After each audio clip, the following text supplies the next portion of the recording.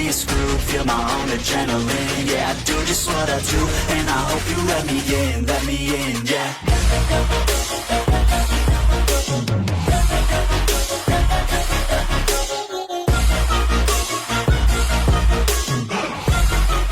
Hello and welcome back, fellow anime lovers, to Cypherfics. I am delighted to have you join us once again in the world of fanfiction and fantasy. This is the first part of, What If Ichigo Enters Fullmetal Alchemist? Special note, this fanfic is written and a masterpiece of Vineman on FANFICTIONnet. Do check and support the author too. Now smash the like, share and subscribe button for more. Also press the bell icon so that you never miss such great parts. Thanks for the introduction. Now let's dive into the world. The Kingdom of the Full Moon, once a appealing and prosperous place, this land has now been reduced to but a shadow of its former glory. Its land has been decimated and its people slaughtered. Of its noble guardians, the princesses of the full moon, only 8 of the 20 remain: Chantella, Teresa, Renee, Valeria, Sylphia, Renoa, Isabella, and Flora, remain. However, our story truly begins long before that, just after the conquest of the Scion race by the evil Frisia. Determined to free his race from the evil dictator's rule, King Vegeta ordered that experiments be performed to create a warrior who could rival the legendary Super Saiyan of old. Knowledge of these experiments was limited to only an elite few, one of whom was a man by the name of Paradon. Unwilling to perform the ghastly experiments, Paradon took his wife, Fiona, and 2 small daughters, Chantella and Teresa, and left the planet, never to be heard from again. King Vegeta's experiments proved to be a success, creating 10 genetically augmented, Super Saiyan warriors. Dubbed the Dark Scions due to the secretive nature surrounding their creation, these warriors boasted strength, speed, stamina, and abilities that far exceeded the capabilities of even Frisia. However, King Vegeta soon realized that with their power, the Dark Scions were more of a threat than Frisia himself. Leading an army of Scions, King Vegeta succeeded in sealing the Dark Scions within various realms of existence. Their leader, the mighty Corruption, was sealed deep within the core of planet Vegeta. Meanwhile, Paradon and Fiona had found a race of human-like beings on a planet far away. Feeling compassion towards the beings, Paradon and Fiona became their guardians. In gratitude for the kindness of their Saiyan guardians, the people came together and built the Palace of the Full Moon and named their beloved champions, King and Queen of the Full Moon. It was a happy and peaceful existence as Fiona bore 18 more daughters to bring the final number to 20. Chantella, the eldest, appealing and free-spirited with an unquenchable thirst for knowledge. Her wisdom and her alchemical prowess was eclipsed only by her love over her younger siblings. Teresa, a noble guardian whose calm and caring manner brought even Chantella to respect her as the leader of the princesses of the full moon. Renee, a fiery, strong-willed young woman whose power and skill were outshined only by her fearsome temper. Kaya, a strong and resilient girl who sought only for the respect of her elder sisters. Serena, a gentle spirit whose peaceful nature made her greatly loved by all who knew her. Liliana, a young fireball with a temper to rival even that of her older sister, Renee. Karina, an inquisitive bookwork whose love of fighting was vastly overshadowed by her love of reading. Sarah, a appealing drama queen whose only goal was to gain the attention of those around her. Valeria, a brilliant scientist whose love of experimentation and science was only surpassed by her love of the card game, Duel Monsters. Taya, a glamorous, appealing scion whose beauty gained her a great many suitors. Sylphia, a woman whose beauty was second only to that of her idol, Taya. Tara, a determined young girl who could not be swayed once she put her mind to something. Marina, a girl whose strength of will gave strength to all around her.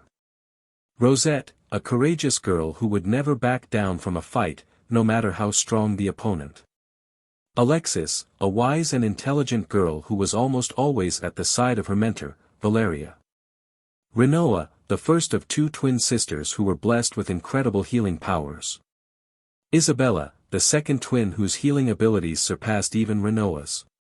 Trina, a young girl who had little longing for combat, preferring instead to spend her time among nature. Kayla, the second youngest child who lost her arm to a rare disease, despite her handicap, her resolve never wavered. Flora, the youngest child whose gentle heart and kind demeanor hide unimaginable power and potential. Despite the loss of their father, only a few months before Flora's birth, the princesses and their mother lived happily. All of that changed when, in a desperate attempt to prevent the birth of a Super Saiyan, Frieza would claim planet Vegeta, and free corruption from his captivity. Corruption spread his terror to the stars, seeking to locate his sealed brethren and take vengeance on the remaining Saiyans. Unable to locate them, however, he soon turned his attention to the Full Moon Kingdom. Less than 1 year after corruption had set his sights on her family, Fiona had lost 13 of her children, including her eldest daughter, Chantella. It was not long before Fiona determined that in order to protect her daughters, warriors had to be gathered to stand against corruption. And so, the galaxy's greatest heroes were gathered. Son Goku, the legendary Super Saiyan. Hee, pop goes the weasel, Frieza declared smugly. No, you won't get away with this. Goku declared angrily. Frieza and Gohan both watched in awe as the planet seemed to shake before the power Goku was now emitting. Goku stood for a minute, his hair flashing between black and yellow. Then with a roar and a burst of energy, Goku erupted, his hair turning bright yellow and his eyes turning a bluish shade of green. What are you? Frieza shouted in despair. I am Son Goku, the Super Saiyan. Goku roared angrily. Ichigo Kurosaki, the substitute Soul Reaper. Without even thinking, Ichigo dashed past the Soul Reaper and stood alone before the hollow. Coward, quit attacking others. If it's my soul you want, come and get it. Fight me one-on-one, you ugly monster, he shouted, pointing at himself. Without a second thought, the hollow charged. Oh no, the Soul Reaper shouted, dashing between the foolish boy and the hollow. Ichigo watched as the hollow bit down, on the Soul Reaper's shoulder. She pushed him back, then dropped flat on her stomach, severely injured. Soul Reaper. Ichigo shouted in dismay. I'm too injured to fight, do you want to save your family? Of course I do, if there's a way, then tell me how. You must become a Soul Reaper yourself. I can't guarantee that you will live, but if it doesn't work, then it won't matter. Then give me that blade, Soul Reaper, Ichigo ordered as the hollow advanced. My name is Rukia Kuchiki. And my name is, Ichigo Kurosaki, Ichigo declared as Rukia stabbed him through. There was a burst of spiritual energy as the hollow's arm was cleaved off.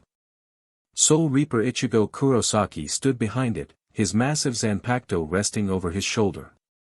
You will pay the price for hurting my family, you hollow scum. Feel the wrath of my blade. Naruto Uzumaki, the knucklehead ninja. You'll pay for this, Naruto declared angrily, bending over Sasuke's motionless body.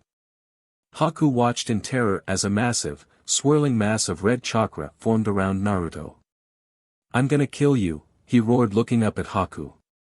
His once gentle blue eyes, now they feral red eyes of a monster. The blood lust in his eyes, this is no longer a child. Haku realized as Naruto charged. He threw a needle, but it bounced harmlessly off a wall of chakra. Haku was forced to shift to another ice mirror as Naruto closed in. I must strike now, he shouted, using his mirrors to bombard Naruto with needles. Naruto was struck but seemed to take no damage as the needles were all instantly blown out by a wave of chakra. Naruto then charged the mirror Haku was in, shattering it. Haku attempted to attack from above, using a piece of the shattered mirror, but crashed into the ground as Naruto spun out of his path. No, he shouted, trying to retreat to another mirror, but failed as Naruto grabbed his arm, overwhelming him with his red chakra. A fearsome punch to his face sent Haku shattering through his ice mirror. The remaining mirrors shattered as Naruto charged for the kill. Haku's mask, broken by the impact, fell away as Naruto threw the killing punch. Monkey D. Luffy, the Gum Gum Pirate. No matter who you are, I will defeat you. Luffy shouted angrily, kicking Crocodile up towards the temple ceiling. Crocodile soared up quite a distance before finally stopping himself in midair. He glared down at Luffy, who returned the angry glare. Now fall with this ancient temple, and let the desert sands bury you. Crocodile roared, holding out his hand. Sables, he shouted, forming a sand whirlwind which he threw down at Luffy with incredible force. The wind broke through several of the temple's pillars, causing the temple to begin to collapse. Sucking in as much air as he could, inflated his RBB body like a balloon. When he exhaled, the air blew him skyward at Crocodile. Gum Gum Storm, he shouted angrily, releasing thousands of lightning-fast punches on Crocodile. Crocodile was powerless to defend himself as thousands of punches pounded him through the temple roof, the bedrock of Alabarna, and finally up through the city street and high into the sky. Yugi Muto, the king of games. Draw your last pathetic card so I can end this, Yugi, Kaiba ordered confidently as his 3 blue-eyes white dragons roared. My grandfather's deck has no pathetic cards, Kaiba, Yami replied, but it does contain the unstoppable Exodia. Ah! Impossible! Kaiba shouted in dismay. I've assembled all 5 special cards, all 5 pieces of the puzzle. Yami declared as his unstoppable beast appeared and faced the 3 blue-eyes white dragons. Exodia. That's impossible, no one's ever been able to call him. Kaiba shouted, watching in dismay as the most powerful monster in Duel Monsters appeared before him. Exodia. Obliterate. Claire, the Claymore Warrior. Fine, I've run out of options, Teresa declared, closing her eyes. Just this once, I'll put a little effort into it. Teresa opened her eyes as her power surged and her silver eyes turned to yellow. Claire hid, trembling as Teresa and Priscilla continued to clash. What is that Priscilla? Noelle exclaimed fearfully as the monster who had once been the young number 2 roared with anger. Ailina, is she? Sophia began to ask. Not yet, if we stop her now, she should be able to revert to human form, Ailina replied. If we're able to stop her, how does one even begin to fight against a power like that? She soon found her answer as Teresa cleaved right through Priscilla's shoulder guard and left a bloody gash in her shoulder. Priscilla released a fierce counter-assault, but to no avail as Teresa soon cleaved through the other shoulder, then knocked the powerful warrior flat on her back. Claire smiled happily upon realizing that her hero was winning. Teresa, she said happily. Teresa tried to calm Priscilla, but the effort was wasted. My daddy, give me back my daddy. Daddy was always so kind to me, but he ate them, he made me watch. He ate them, right in front of me. Priscilla exploded with power, moving behind Teresa and releasing an attack that Teresa barely deflected. That's when I killed him. While he was eating my big sister. I chopped off his head. He made me do it, she roared as she exceeded her limit. The back of her claymore uniform blew away and she dropped to her knees, finally realizing her mistake. I am sorry, Teresa said sadly, I can no longer help you. The best I can give you is a swift beheading, before you are taken by your Yoma side. It was obvious that that wasn't what Priscilla had wanted to hear, but she knew it was true. Then take my head, kill me, while my heart is still human. So be it, I will make sure you do not suffer, Teresa declared. It wasn't until her arms were no longer attached to her body that Teresa even saw that Priscilla had grabbed her sword. It was over in an instant. Claire watched in horror as her idol's head was separated from her body. Teresa. Mocha Akashiya, the vampire. You hate humans, right? Well. I don't need monsters for friends anyway. Tsukune shouted angrily. Mocha's eyes immediately showed her pain. Tsukune couldn't take it and ran. It took Mocha a second to realize what had happened, but she soon gave chase. She never anticipated running into that orc. "Where you goin', babe?" he asked, emerging from behind a tree. Mocha hesitated for a moment. "I'm sorry, but I'm busy now," she replied calmly. Tsukune heard Mocha scream and the orc's monstrous laugh. "Oh no, that JRK again," he said, remembering his encounter with the orc before, "but, even if I go back, I'm still just a human." Mocha yelled with pain as her back was slammed into a tree by the monster's long tongue. She fell to the ground as he watched, enjoying her pain. "Hey, you!" Tsukune shouted suddenly, "Get away from her now." "Tsukune!" Mocha gasped softly. "What was that?" the orc shouted angrily, swatting Tsukune aside as though he was nothing. Tsukune rolled off a cliff and landed near the school bus stop. Mocha jumped down beside him. "Tsukune. I'm sorry. I'm so sorry. I guess, monsters and humans are just too different to get along," she cried. "Look at me, I'm a vampire. We seek people's blood and hurt them in the process. The truth is, back at my old school, all I wanted was a friend, whether it was a human or a monster, I didn't care, but now. I think maybe, it isn't possible. No. Tsukune began to protest, but the orc cut him off. "What's with all this lovey-dovey CRP?" the orc shouted, descending the hill towards the two. "No, Mocha, you need to get out of here," Tsukune declared, standing up weakly. He staggered and fell back into the school scarecrow. "I know I'm weak, and that I'm nothing but garbage to you," he declared, looking up at the charging orc. "I don't care if you're a monster and I'm a human. That doesn't matter anymore, Mocha. You're my friend. I'm getting sick of this," the orc shouted, punching Tsukune right through the scarecrow and to the ground. "No, Tsukune!" Mocha shouted, running and kneeling down by him. Tsukune reached weakly up and put his hand on her shoulder. "Even if you are a vampire, well, I still like you." "Mocha," Tsukune sighed weakly as his hand fell, knocking off Mocha's sealing rosary in the process. "My rosary!" Mocha exclaimed as her monstrous transformation to the silver-haired inner Mocha began. Edward Elric, the Fullmetal Alchemist. Water, 35 liters, carbon, 20 kilograms, ammonia, 4 liters, lime, 1.5 kilograms, phosphorus, 800 grams, Ed named off the ingredients as he added them. Salt, 250 grams, saltpeter, 100, sulfur, 80, chlorine, 7.5, iron, 5, silicone, 3 grams, Al continued. And trace amounts of 15 other elements, Ed finished. "Yeah, that's everything, the physical ingredients of a human body. Now if we can just put together a soul, we should be able to call Mom back from the other side," he continued, looking down at the pile of ingredients in the center of the transmutation circle. "Edward, are you sure we should do this?" Alphonse whined.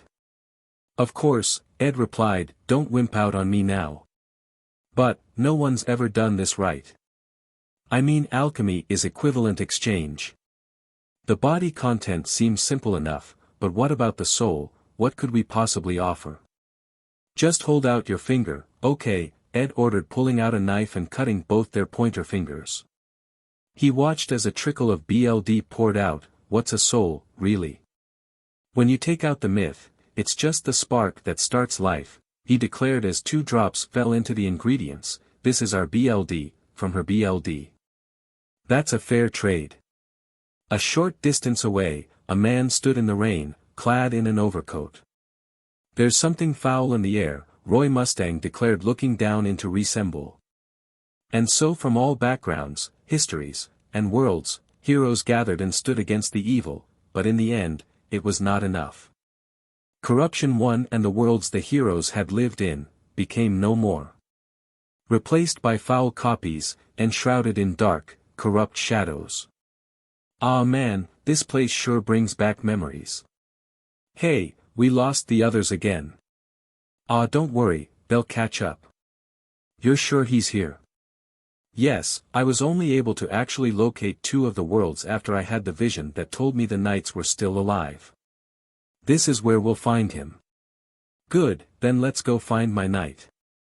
Renee and Flora stood on top of a building, looking down into Karakura town. A few days earlier. Alright, your automail looks like it's in good shape, Winry declared, sizing up Chantella's left arm. It should be ready to use in combat, but I'd still go easy on it.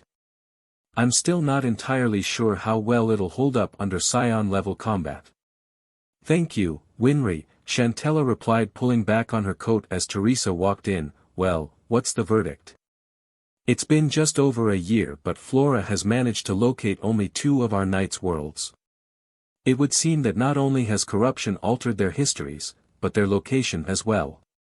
The worlds were already beginning to merge into one plane of existence. That might have something to do with it as well, Chantella declared. I hope it doesn't take this long to locate the others. Which 2 did we find? We have found. Present day. Ichigo Kurosaki, we're coming for ya. Renee declared. Renee and Flora walked calmly through an empty street of Karakura town, hoping to find their separated allies. Since Chantella had suggested that all the sisters trade in their Scion armor for less obvious attire, Renee was now wearing a short white tank top with her traditional red shorts, while Flora had chosen a blue, V-neck shirt and knee-length blue pants with a floral hairpin stuck into the left side of her hair. Ah man, where the heck did they go? Renee sighed. I hope they didn't accidentally go to a different world. I don't think so, we all teleported to the world together. We just got separated once we actually got here, Flora replied. I'm sure they're around here somewhere. Man, this'd be a lot easier if I could sense their energy. I wonder what's interfering with my senses, Renee sighed, trying desperately to get a lock on any sort of power level. She got her answer as a wave of cold energy washed over the 2 sisters. Both turned and stared up into the blank eyes of a massive hollow. What's that thing? Flora asked calmly. A huge hollow. Well, that explains why I can't sense anything. With this stupid thing so close, I doubt even Sylphia could get an accurate read on anything through its spiritual pressure. We'd better get rid of it before it becomes a problem, Renee sighed. Can we even fight a hollow? I mean, aren't they spiritual beings? Flora asked. We can see it, can't we? We're outsiders to this world just like it is. That means we're on even footing. Renee shouted, jumping up and planting a powerful axe kick on top of the hollow's head, knocking it to the ground. Man, this thing's spiritual pressure is immense, so how is it so weak? Maybe it's holding back. Flora suggested, though she didn't sound convinced. Suddenly, the hollow and the ground beneath it exploded. When the smoke cleared, the hollow was gone, but in its place stood a rather plump Soul Reaper whose uniform had a purple collar over its shoulders. Ah great, who the heck is this guy? Renee sighed. Another freak. He's dressed like Ichigo, he must be a Soul Reaper, Flora replied. The man turned and faced the 2 princesses, pointing his Zanpakuto at them. Alright, are you 2 with Aizen or with the Soul Society? The man ordered. What? Renee replied. She obviously had no idea what the man was talking about. Don't play dumb with me. Don't you know who I am? The Soul Reaper shouted angrily. No, Flora replied gently. Don't care either, Renee declared, nowhere near as gently. Why, you little? I'm Marekio Omida, lieutenant of 2nd Company. You'd better show me some respect. You say that like it's supposed to mean jack to me, Renee replied, obviously getting annoyed with the man. Just get lost already, I don't have time to deal with fat idiots. What? Who are you calling fat? Omida shouted angrily. I'm just plump, you scrawny little, gah. He coughed as Renee slammed her elbow into his stomach and he slumped to the ground in an unconscious heap. Renee, I think you overdid it, Flora protested as the man dropped. Well, that's what he gets for pissing me off, Renee retorted. Anyway, I can sense the others now that that hollow's gone. Let's go. What do you think he meant when he asked if we were with Aizen or Soul Society? Flora wondered. How the heck would I know? Renee asked, scratching the back of her head, just sounded like a bunch of nonsense to me. Maybe it's some weird Soul Reaper code, Flora suggested, maybe he was trying to verify who we were. Well, he definitely verified that I don't like annoying guys who start spouting nonsense, Renee replied as the two vanished from sight. The man watched as they vanished, and struggled to his feet. I've got to tell the captain. 2 more, traitors, and they're strong, he gasped as he passed out once again. Meanwhile, in Soul Society, a more familiar Soul Reaper was desperately running for her life, 5 other Soul Reapers in pursuit. The Soul Reaper was Rukia Kuchiki. Heido number 4, Byakurai. Rukia shouted, pointing back and firing a powerful bolt of electricity at her pursuers. The surprise attack forced her pursuers to disperse, distracting them and allowing Rukia to escape, or so she thought. Bakudo 63, Seijo Sabaku, a familiar voice shouted. Rukia stumbled and fell as her arms were suddenly bound behind her by an unseen force. You gave us quite a chase, Rukia Kuchiki, but it's over now. Now, you're going to tell us everything you know. I won't tell you anything. You who murdered the head captain and threw the Soul Society into civil war. Captain Aizen. Rukia shouted, looking hatefully up at her captor, Sosuke Aizen. Oh, you'll talk. I can promise you that, Aizen replied, smiling wickedly. In the world of the living, Ichigo Kurosaki awoke, drenched in a cold sweat. What's with these dreams? He wondered aloud, standing up and walking to his bedroom window and looking out at the dark town. Try as he might, he could not shake the feeling that something was wrong. Rukia Kuchiki. Just who the heck is she? Ichigo sighed, rubbing his forehead. Did you say Rukia? An excited voice shouted as his top drawer slammed open. Where is she? Where's my Rukia? Oh, Rukia. You finally remembered us, a small, stuffed lion shouted happily, looking frantically around the room. Not you again, Ichigo sighed, walking over to the drawer and shoving the doll back in and slamming it shut. Darn it, Kon, I told you to stay quiet. Who's this Rukia girl, anyway? You know her or something? Wah! Why won't you remember, Ichigo? How could you just forget Rukia? Kon wailed from inside the desk. You can't forget someone you've never met, Ichigo replied. Now shut up. I'm going back to bed. Outside his window, 2 dark figures stood watching him. It seems some of his memories are starting to come back. Unfortunately, they're a bit jumbled right now, one declared. It was a familiar-sounding man.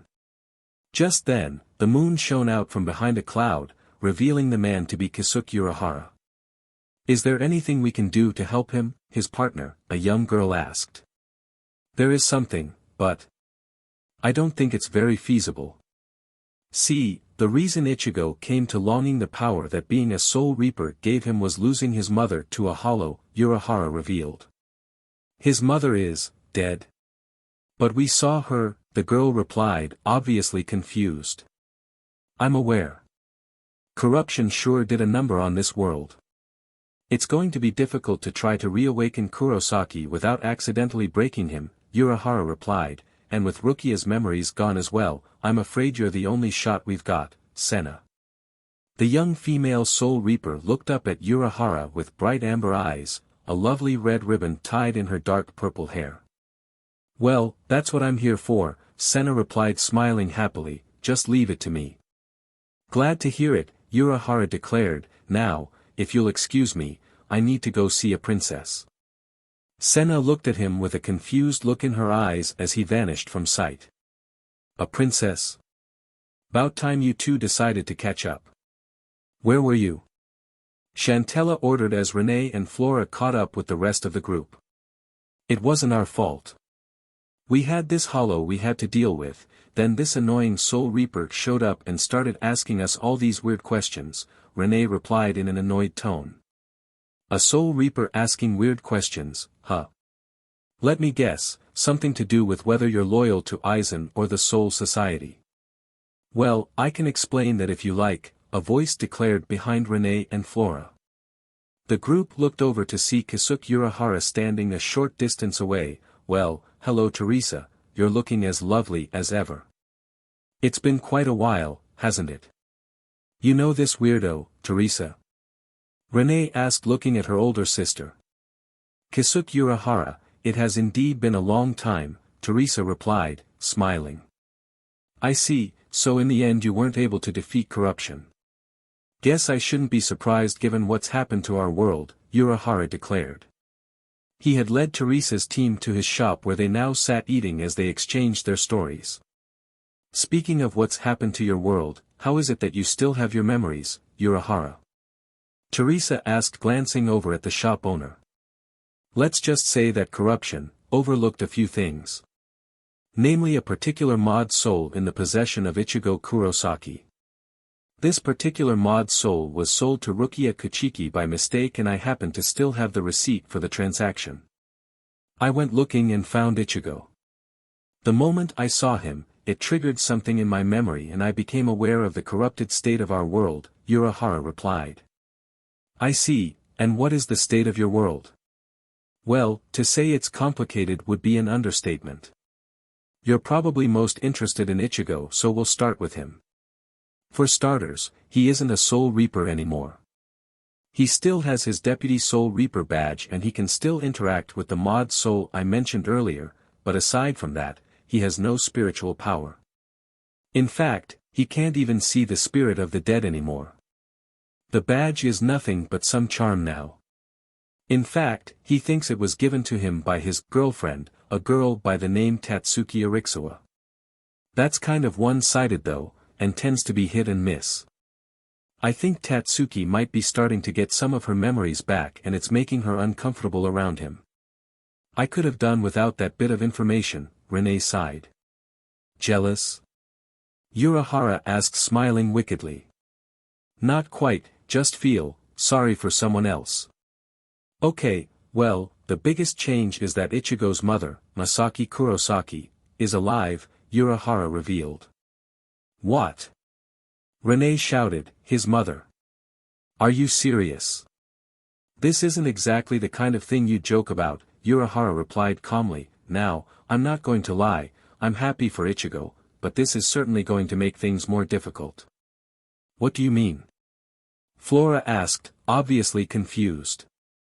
He means that with his mother still alive, a woman's voice called as a dark-skinned woman with purple hair entered the room. Ichigo has lost one of the events in his life that first drove him to gain his power. Yoruchi, Teresa said glancing at the woman.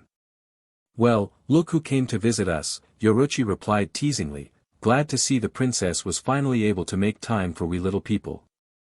This coming from the great princess of the Shihoin family, Teresa replied. Hey, come on. Focus. Renee shouted angrily, what do you mean, lost an event in his life that gave him the longing for his power? Why would that change anything? Because Ichigo's mother was killed by a hollow. I don't even think Ichigo himself realizes this, but that event was largely what drove him to begin desiring the power to keep those around him from coming to harm. Urahara revealed, that longing to protect his family would eventually lead to him becoming a Soul Reaper when he received his power from Rukia Kuchiki. Speaking of Rukia, I attempted to track her down like you asked me to, Yoruchi revealed. Oh good, Anne. Urahara replied. She's been captured by Aizen's forces, Yoruchi replied, they're planning to execute her tomorrow evening. What? Renee shouted as her comrades all looked at Yoruchi in shock. Urahara, what is going on?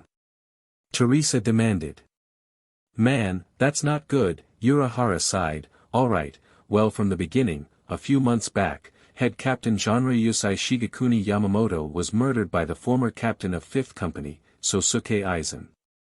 Now the Soul Society is divided in a terrible Soul Reaper civil war between those who have sided with Aizen and those who have sworn to avenge the old man. Genryu. Shige. Renee stuttered, yeesh, what a name. Rukia was one of those who sided with the old man, largely because her brother, Byakuya Kuchiki has been made the impromptu leader of their forces for the time, Yoruchi revealed. She was captured late last night. Well, that complicates things a little, but if we do this right, we may be able to use it to our favor, Urahara declared. Huh, what do you mean? Renee asked. You'll see. We're going to need Ichigo ready to go tomorrow though, so if I were you, I'd start praying that this plan works, Urahara declared. Now, it's late. Let's all get to bed. It's gonna be a big day tomorrow. The next morning found Ichigo sitting alone on a park bench, a half-eaten orange creamsicle sticking out his mouth. He was looking up at the sky as though lost in a daze. He was shattered from his daze by a woman's voice. Huh, there you are, Ichigo. I found you. Ichigo looked over to see who the voice belonged to. He discovered it to be Senna. Huh? He asked, taking the popsicle out of his mouth. Do I know you from somewhere? Do you know me from somewhere? Senna replied, scowling angrily, UJRK. You're supposed to say, oh hey, Senna, I'm so glad you're alive, or something lame like that. She scowled sharply as though thinking strong, then her face lit up with a smile, as though she'd thought of something brilliant. I'll bet you remember this. You gotta remember this ribbon, I mean you bought it for me after all. You sure you're not confusing me with someone else? I'm pretty sure I never bought anything for you, Ichigo declared.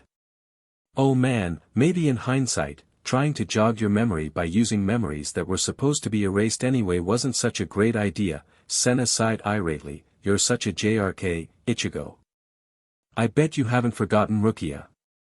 Ichigo's eyes lit with surprise as Senna mentioned the name. He shot upright, grabbing her arm tightly as he did. How do you know that name? Just who the heck is this Rukia person? He shouted angrily. What? Senna replied, her eyes showing her surprise. No, you've even forgotten her. Hey! Ichigo! Just what the heck do you think you're doing? Tatsuki shouted, suddenly flying in from behind Ichigo and kicking him in the back. You can't treat a girl like that. Senna was still too shocked to even respond as Ichigo was knocked flat on his face. Ow, what the heck, Tatsuki? What was that for? Ichigo shouted angrily, turning and looking up at Tatsuki. What do you mean, what was that for? You can't go treating girls like that. It's rude. Man, honestly, I can't believe you sometimes. I'm sorry, my friend here gets a little eager sometimes. He didn't hurt you, did he? Tatsuki asked, smiling at Senna. Senna finally recovered her senses and smiled as she answered. Oh, no, I'm fine. Just then, a sudden and intense feeling of cold washed over her. Tatsuki noticed as her expression changed from a smile to an expression of sheer terror as she looked up at something behind Tatsuki. Tatsuki turned, but nothing was there, nothing that she could see at least. Senna, however, could see the monstrous garganta opening behind the girl.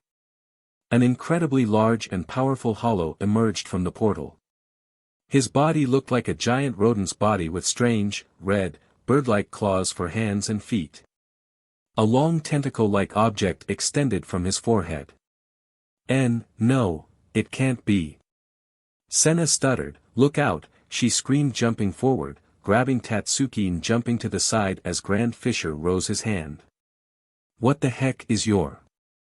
Tatsuki began as the ground she'd been standing on suddenly exploded, silencing her. Senna suddenly fell unconscious as her Soul Reaper form separated from her body. Bring them to the twilight, Miro Komaru, she shouted, drawing her Zanpakuto, which took the form of a golden bow staff. What the heck, what's going on? Tatsuki stuttered in disbelief, looking up at the strange beings who had seemingly appeared before her from nowhere. Tatsuki! Are you okay? What happened? Ichigo shouted, running to her side. Go. Tatsuki stuttered, can you see them? See who? This girl?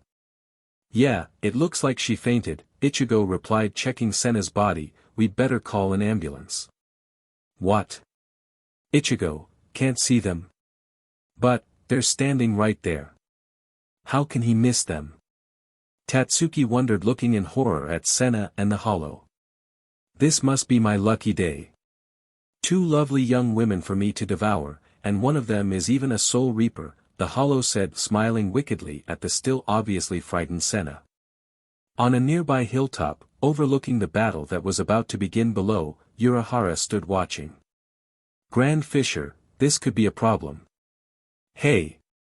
Kisuke! Who the heck is that freak? He doesn't look like any hollow I've ever seen before. Renee shouted angrily. That would be Grand Fisher.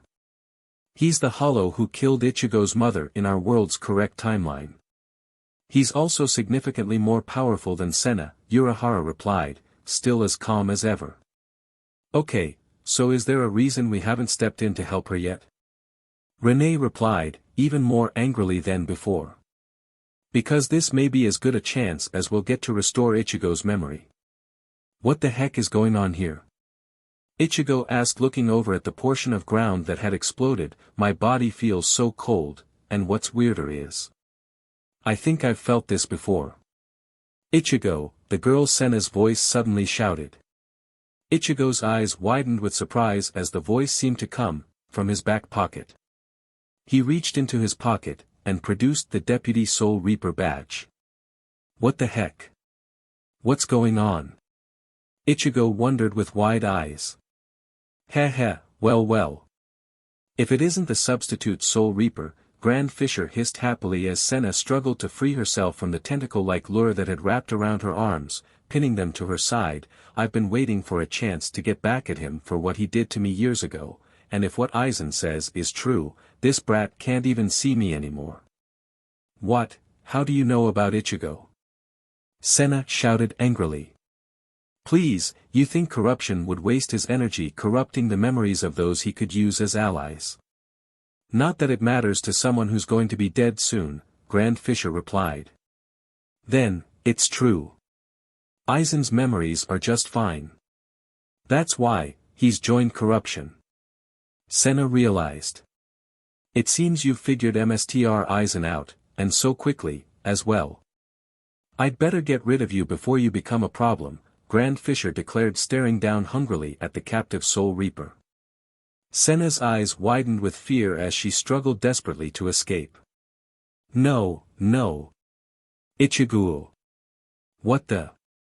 Ichigo gasped as the scream echoed, but this time, it wasn't from the badge, but from the helpless girl who had suddenly appeared before him. Senna, he shouted anxiously, hang on. Ichigo, a voice shouted behind him, causing the knight to turn and face his princess. Renee. What the heck are you doing here?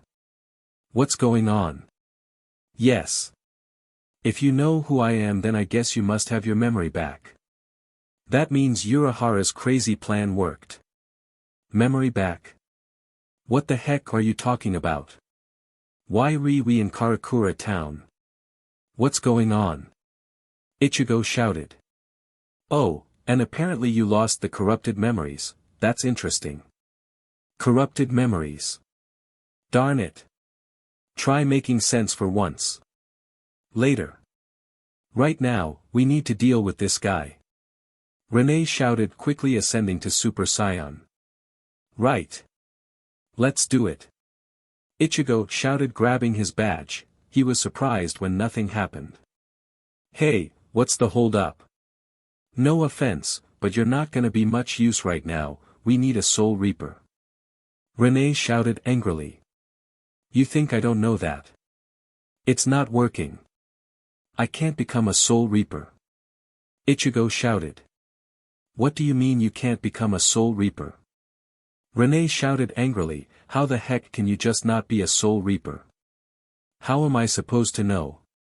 Ichigo shouted back, maybe my badge is defective or something. It worked before, aw man, I don't have time for this. Someone help me. Senna screamed again as she was pulled closer and closer to Grand Fisher's open mouth. Grr, darn it. Renee shouted, why don't you pick on someone your own size? Rocketing forward, she planted a fierce, ki-amplified fist into Grand Fisher's face, blowing him to the side as she cut his lure with an energy blast. Freeing Senna. Ichigo barely managed to get under Senna, catching her before she hit the ground. Keep trying to get your badge to work. Renee shouted down, I'll hold him off. Right. Ichigo replied, come on you stupid thing. Why aren't you working? This can't be. Ichigo, are you sure you're okay? You remember everything? Senna asked, obviously at a loss for words. What are you talking about? Did I get amnesia or something? Now that you mention it, I do remember getting hit by Corruption's blast, but I didn't think it had done anything to me. Did I hit my head or something? Ichigo replied looking over at Senna, although, speaking of memories, aren't you supposed to not exist in this world anymore? How is it that I suddenly remember you now? That's not important. We can explain that later, but right now, we need to find Urahara. Senna replied. Calm down, I've been watching the whole time, Urahara replied walking down a hill in the park towards Senna and Ichigo, I certainly didn't foresee this. This has to be the worst possible outcome. Kaioken X15. Lightning Blade. Kakashi suddenly shouted, ripping into Grand Fisher with a fierce red lightning blade. The monstrous hollow roared with pain and stepped backwards as Kakashi landed beside Ichigo and Kisuke. Kakashi. Ichigo exclaimed, when did you learn how to go to 15 times with Kaioken? People tend to change when you disappear for a year, Ichigo, Kakashi replied casually, in our case, we've all been training. Disappear for a year? What are you talking about? Ichigo replied. Guess I'd better start from the beginning. See, that battle you had with Corruption happened just over 1 year ago, Ichigo. Our world and the worlds of all your friends have been altered pretty drastically. You had all of your memories of being a Soul Reaper stripped away from you, along with your powers. It's obvious you've regained your memories, and with them, the latent power you were born with, but unfortunately since you never met Rukia Kachiki. I'm afraid you're not a Soul Reaper anymore. What? What are you talking about? I still have my Deputy Soul Reaper badge, don't I? Ichigo shouted irately as he held up the badge. That's nothing but a simple patch now, I'm afraid. A patch that any ordinary human can see, feel, whatever. In fact, your corrupted memory thinks you got it from your girlfriend. My girlfriend? Ichigo asked aloud, noticing Tatsuki for the first time. What? Oh no. Don't tell me. Huh? Hey. You'd better not be talking about me. Tatsuki shouted angrily, there's no way in heck that I'd be his girlfriend. Well, there's no way I'd be your boyfriend. Aw man. What the heck's happened this last year? Ichigo shouted. Does she have her memory back as well? Senna asked, looking over at Tatsuki. Looks like it. Oh, isn't this interesting? It seems she's not the only one. A few familiar spiritual pressures surged the same moment that Ichigo regained his small portion of energy, Kisuke revealed. Familiar, spiritual pressures? Senna repeated as Grand Fisher suddenly rose above them. So, Ichigo Kurosaki has begun to regain what he has lost. I suppose I have no choice but to feed on you all now, it shouted, descending towards the group. It was knocked back, however, as Renee flipped over it, kicking it in the forehead as she did. Sorry, we're not on the menu, Renee declared as the monster rose up again, glaring at Renee angrily. Suddenly, a white flash of spiritual energy slammed into the side of the hollow's head, knocking it over sideways, and surprising the others present.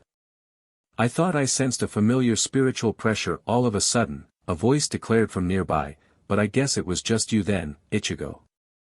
The group looked over and saw Yuryu Ishida standing nearby. Yuryu! Ichigo exclaimed. Renee and the others are here as well. Why exactly are we back in Karakura town? Yuryu asked, obviously confused by the situation he found himself in. It's a long story, and it's gonna have to wait, Renee declared, facing Grand Fisher again, who was just rising. This guy's starting to get on my nerves. Kisuke, we don't have time to keep dealing with him, Teresa declared, we have to end this, right now. Alright, Urahara replied, holding up his cane and drawing his Zanpakuto from it. Scream, Beneheim, he shouted as his Zanpakuto took its Shirkai form.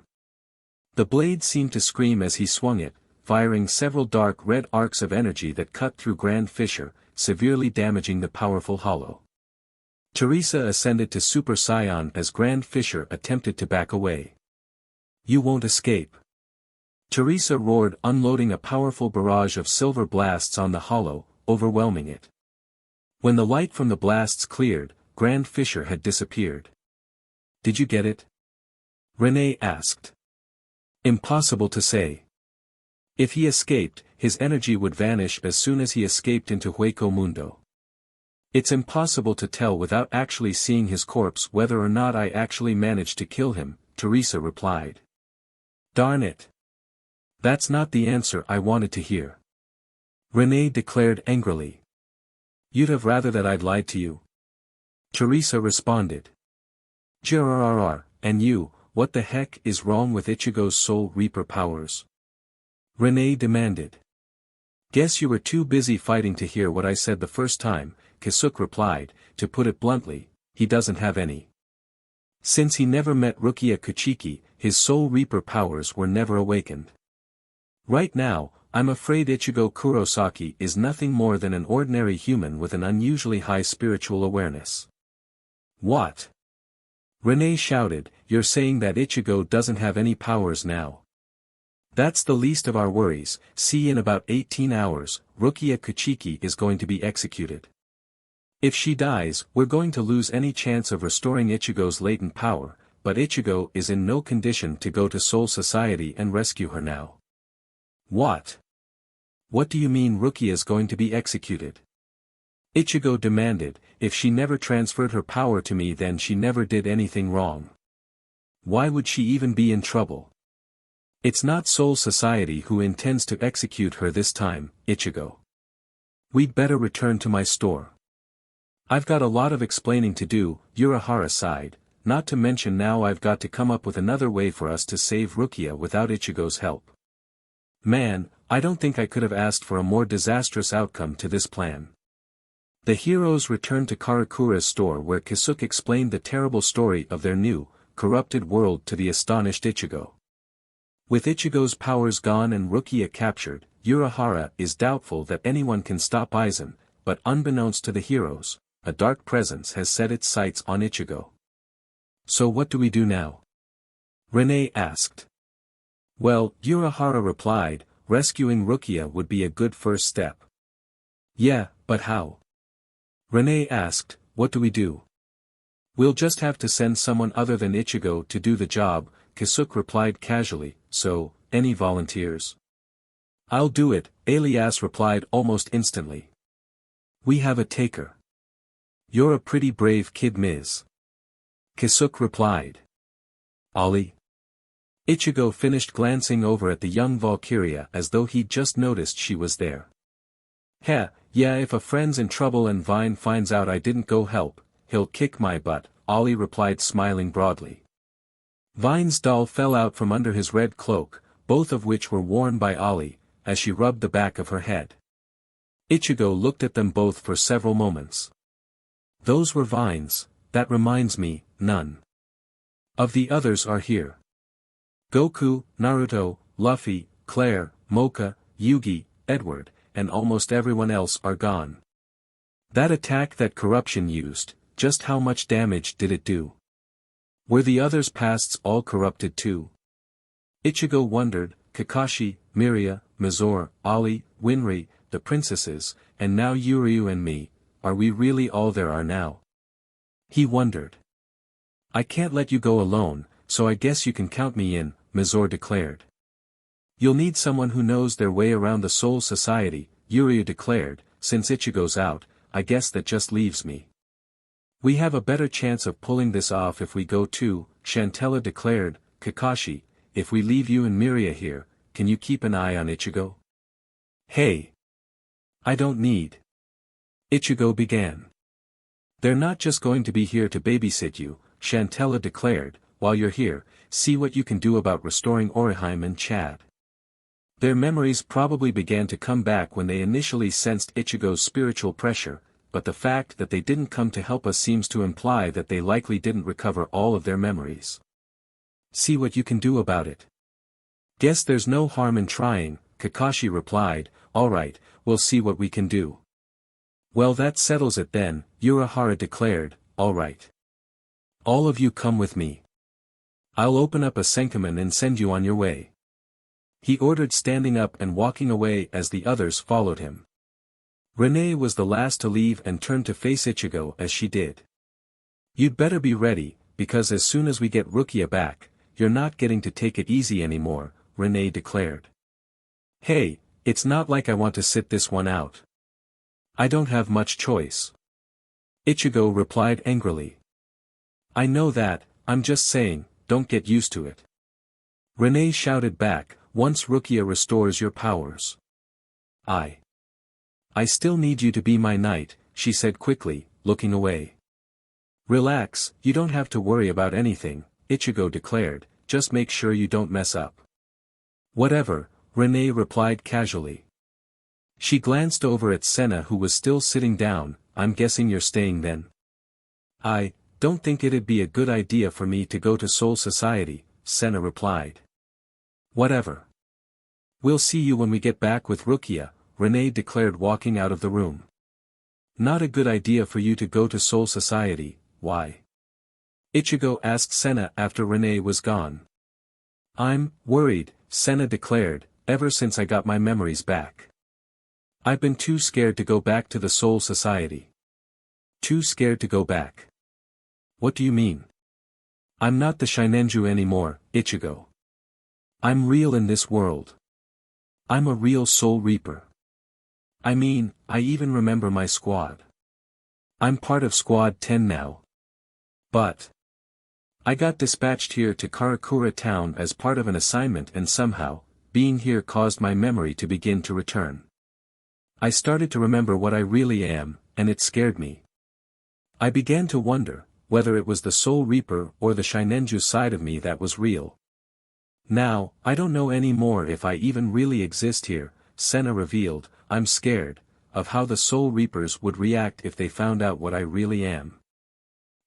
Sounds to me like you're worrying too much. If regaining me memories didn't make me a Soul Reaper again, I can't see any reason to think that you gaining your memories back made you not be one, Ichigo replied. I wouldn't worry about it. Yeah, you're probably right, Senna replied, smiling. Thanks, Ichigo. Yeah, whatever, Ichigo declared, glancing over at Miria as the claymore made towards the store exit. Going somewhere, Miria? I'm going out for a walk, Miria replied. Kakashi's staying with you until Urahara gets back, so you don't need to worry. I didn't say I was worried.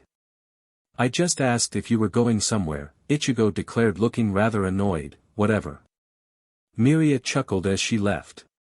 Well, I guess I've got some time to kill now, Kakashi declared, pulling out his copy of Makeout Tactics. That one's new, isn't it? Ichigo asked, noticing the cover was different than the book Kakashi usually read. No, I just always keep all 3 volumes of my favorite book series on hand, just in case. I think I've probably read each one a dozen times while we've been waiting for Chantella to adjust to her new automail. And you're still reading? Are those books really that good? Ichigo asked. I'd let you read one and find out, but you're still a little bit young to appreciate this kind of book, Kakashi replied. Oh brother, I'm sorry I asked, Ichigo sighed. Just then, the door to the shop opened. Back already, Miria? Kakashi asked, looking over to the doorway. However, the person who had entered wasn't Miria, but a man with shoulder-length black hair, wearing a black coat over a white shirt and black pants. He was carrying a bag with 4 large containers in it. Oh, sorry, you're not who I thought you'd be. I'm sorry sir, but the store is closed for the day. Of course. I'm sorry, my mistake. I was just wondering if you three would like some ramen, the man replied. Kakashi smiled a bit behind his mask. Where was Naruto now? You walked into a closed shop just to offer 3 strangers some ramen, and happened to do so with enough containers for the 3 of them and yourself? Kakashi replied, who are you? You're pretty perceptive, the man replied, alright, I'll come clean. I'm actually here, to offer Ichigo Kurosaki a chance to reclaim his power and save Rukia Kachiki. Senna, Kakashi, and Ichigo all stared at the man in wide-eyed amazement. Well, you've got our attention, Kakashi declared, putting away his book, so just who are you? Kugo Jinjo. Now, how about that ramen? Kugo Jinjo, huh? Kakashi replied, looking over the newcomer while hiding his suspicion, and how exactly can you help us restore Ichigo's power? My, you sure are straight to the point, aren't you? Kugo declared, placing the containers of ramen on the table. Maybe we should eat first, wouldn't want it to get cold. He asked you a question. Ichigo shouted angrily, standing up and grabbing Jinjo by the collar. Now answer. How the heck do you know about my powers and what makes you think you can help me get them back? Take it easy, Ichigo, Kakashi cautioned. Something about this guy didn't feel right, and Ichigo wouldn't be able to defend himself if a fight broke out. Fine, but it'd take too much time to tell you, so why don't I just show you, the man declared, reaching for a pendant around his neck and pulling it off. Kakashi was just quick enough to pull Ichigo back as the pendant transformed into a claymore sword and Kugo slashed for where Ichigo had been standing. You move pretty well, Kugo declared, smiling. No, you're just slow, Kakashi replied from behind Kugo, startling the assailant. Kugo couldn't react as Kakashi held a kunai knife to his throat. Now, if we're all done trying to kill each other, why don't you explain yourself? You can start with what that power of yours is. It's Ichigo's answer to getting his power back, Jinjo replied. It's called fullbring. Fullbring? Ichigo repeated, obviously confused about the strange power this man possessed. You're familiar with this power, Ichigo, you just don't realize it. This happens to be the exact same kind of power your friend Sato uses, Jinjo replied. Sato, he knows Chad as well. Kakashi wondered, but he didn't seem to know anything about me, so he can't be with corruption, unless he's hiding it, but he's doing a pretty good job of it if he is. Just who is this guy? Chad's power? Ichigo replied, a little shaken at the statement. Yep, needless to say, his is a little different from mine, but it's the same basic thing, fullbring. It's something you have too, Ichigo, you just don't know it yet. But that can't be. Ichigo is a soul reaper, he can't be. Senna began to protest. A soul reaper, huh? He sure doesn't look like one, and he sure doesn't have a soul reaper's spiritual pressure. I think you're mistaken, kid, Jinjo replied. This boy is no more a soul reaper than I am, isn't that right, Ichigo? So what if it is? Ichigo replied, what makes you so sure that I have this fullbring thing, either? Up until about an hour ago, I didn't have any spiritual abilities at all. But now you do, and all the latent powers that come with it. That includes your soul reaper powers, and your hollow powers. The hollow mask? Of course, I didn't realize it before, but the armor that forms around Chad's arms when he uses his power, they're similar to Ichigo's hollow mask. Kakashi realized. And what does that have to do with anything? Ichigo demanded. Do I have to spell everything out for you? Jinjo sighed, alright, to put it simply, you could say that fullbring powers are derived from the spiritual power of a hollow. You have hollow spiritual pressure, therefore, you have the potential to be able to awaken a fullbring, just like the one I just showed you. What was that you did? Ichigo asked, looking at the claymore. He was surprised when it suddenly shrunk back into the pendant. Tell you what, Jinjo replied, reaching into his coat and pulling out a sheet of paper. You meet me at the address on that sheet of paper, and I'll tell you more. That'll give you some time to think about what I've told you. I wouldn't wait too long if I were you though. Who knows how much more time Rukia Kachiki has, Jinjo declared walking out the door of the shop. Oh, and you can keep the ramen as a gift. Ramen as a gift, huh? Naruto or Luffy would love this, but I can't say I'm overly thrilled. Ichigo sighed looking at the paper. What do you think, Kakashi? I don't trust him, but... I don't know that we have much of a choice, Kakashi replied. It's the only chance we have of getting you back in a position where you can do some good before Rukia is executed. I don't have to remind you that if she dies, you'll likely lose any chance of ever getting your Soul Reaper powers back. Yeah, but the princesses are taking care of Rukia. Do we really need to take a risk like this? Senna asked. Even so, corruption beat us once before, and unlike the rest of you, I haven't spent the last year getting stronger, Ichigo replied looking back at Kakashi. Probably wouldn't be wise to pass up an opportunity like this, Kakashi replied. Beside, I think I already proved to that guy that I'm more than capable of handling him. I'm back, and your friends are safely on their way to Soul Society, Urahara declared walking back into the room. So, what did I miss? Oh, you ordered ramen while I was gone. That got here quick, he said pulling one of the containers out of the bag, opening it, and beginning to eat. Barbecue pork. Kakashi, let's stop by my house so I can tell my little sisters not to worry, then let's go find this guy, Ichigo said standing up and heading for the door. Alright, Kakashi replied. Senna, will you stay here and tell Miria what's happened when she comes back? Sure, Senna replied as Kakashi and Ichigo both left. Something big must have happened if they're not even going to eat. Oh well, I'm sure Jinta and Yururo love it, Urahara declared.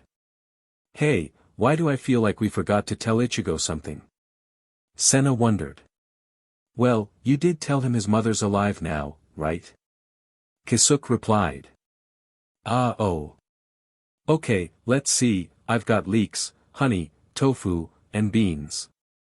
Yep, I think that's everything I need, Orihime declared. Time to eat dinner. I don't know what you're making, but it sounds deadly, a woman's voice said from behind her. She turned and looked at Miria who had come up behind her. Hi. Do I know you? She asked staring at the woman for a moment. Oh wait. Hi Miria. I'm sorry I didn't recognize you without your claymore uniform, she shouted as Miria was wearing a red button-up blouse with blue jeans in order to blend in Ichigo's world. Oh, then you do know who I am. Miria replied. Huh. Yeah, why wouldn't I? Orihime replied, I mean, how long have we known each other? Almost a year now, right? 2 years now, actually, Miria replied. 2 years. Orihime repeated. Forget it, it's nothing, Miria replied. Come on, I'll make you dinner. I've got plenty. I live just nearby, come on. Orihime ordered, dragging Miria behind her as she continued towards her apartment. Considering those ingredients, I'm glad I can say I don't have to eat much, Miria sighed. Even though she'd had developed more of an appetite over the last year, there was no reason for Orihime to know that. Neither woman was initially aware of strange young boy who appeared to be stalking them. Here we are. Orihime said happily as they walked towards her apartment. Come on in. I'll get dinner ready. Hold on a moment, Orihime, Miria replied. Alright, if you're done following us, why don't you show yourself? Orihime was surprised when the young boy appeared behind them. Wow, I can't believe you noticed me, the boy said proudly. Pretty lucky. Luck had nothing to do with it. You're the one who's lucky. Lucky I didn't notice you as soon as I joined Orihime. As much noise as you were making, my ears could have picked you up from a mile away most days. Is that right? The boy replied, guess I am lucky. Hey you're Orihime Inoue, right? Huh? Yeah, that's right. I'm Orihime. Good. Alright, old lady, step aside. I got orders to kill this girl, the boy declared. Huh? Kill me? Orihime repeated, obviously far more confused than frightened. "Did you just call me an old lady?" Miria ordered, a little annoyed at this strange boy. "Sure did." "So you gonna move or you gonna make me make you?" the boy asked. "What's your name, brat?" "Who are you calling brat?" "My name's Mo Shishigawara," the boy responded angrily. "Shishigawara, huh?" Miria replied, "Well, I think I'll move." Shishigawara's eyes widened with surprise as Miria's phantom faded. Her final word was spoken from behind him. Releasing a small amount of yoki, Miria placed a strong kick right into the boy's backside, knocking him flat on his stomach. "Now, mind telling me why you're trying to kill Orihime?" "Ow, you witch! You kicked me!"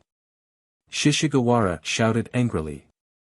"I should have done a lot worse, I'm letting you off lucky. Now, why are you trying to kill Orihime?" Miria ordered again. "I don't need a reason. Mr. Tsukishima told me to, that's all the reason I need." Shishigawara replied. "You don't need a reason yet, that's all the reason you need." Miria replied, "Where's Vine when you need a cheesy one-liner?" "Whatever, just stay out of my way, old woman." Shishigawara ordered, standing up and facing Orihime. He stared at her for several moments. "Gah," he shouted suddenly, "I can't do it. She's too hot." "What?" Miria replied, "Ugh, you're driving me crazy. You need to learn your place," she shouted angrily, kicking Shishigawara on the side of the head, knocking him over. "Wow, that was an excellent Mocha impression, Miria. You've been practicing, huh?" Orihime shouted happily. "You do realize he was trying to kill you, right?" Miria asked, glaring over at the downed Shishigawara. "Wow, that glare is a sure win for Zoro." Orihime shouted. You're giving me a headache," Miria sighed. "Now you sound like Claire, it's not as fun when you just act like another Claymore." "What are you doing, Shishigawara?" a man's voice suddenly asked, startling both Orihime and Miria. They turned to see a tall, thin man with wavy black hair standing behind Orihime. He was gazing down at a book that was in his hand, rather than at Miria or Orihime. Mr. Tsukishima." Shishigawara replied, obviously frightened by the man's sudden appearance. "Who are you?" Miria ordered, reaching into her blouse and pulling out a small capsule. She pushed a button and tossed it into the air, causing it to pop in a cloud of smoke. Her claymore fell from the smoke and into her hand. "Impressive show, now you've gone and made me lose my place," the man sighed, pulling a bookmark from the book and then dropping the book to the ground. Orihime and Miria watched as the bookmark turned into a sword. "Is that a Zanpakuto?" Orihime asked. "A Zanpakuto? Not quite, this is actually my fullbring. Book of the End." Before Miria even knew what was going on, Tsukishima had driven his sword deep into Orihime's shoulder. "Orihime!" Miria shouted, charging forward. She didn't even have time to use her phantom as Tsukishima caught her off guard and cut through her arm as well. "That should do it," he declared, "let's go, Shishigawara." Yes Mr. Shishigawara replied as they both vanished. Miria rubbed her arm where she'd been cut, confused that there was no wound. Orihime seemed unharmed as well. What was that about? Miria wondered. "Miria, that man, isn't he one of the knights?" Orihime asked. "What?" Miria replied, her eyes widening with surprise, "No, of course not. Goku, Naruto, Luffy, Ichigo, Mocha, Claire, Yugi, and Edward are the knights." "Oh, you're right. That's weird, I guess I thought he was Naruto or something." "Weird, huh?" Orihime asked. "Yeah, weird," Miria replied, obviously troubled. If Orihime had only made a mistake, then why, for only a moment, had Miria also mistook their attacker for one of the knights? So alright folks, that's all for today. Stay tuned for part 2. Do subscribe, like and share for more such videos. Also check out the story and author Vineman on FANFICTIONnet. Press the bell icon to be notified first on release. See you in the next video. Till then, goodbye.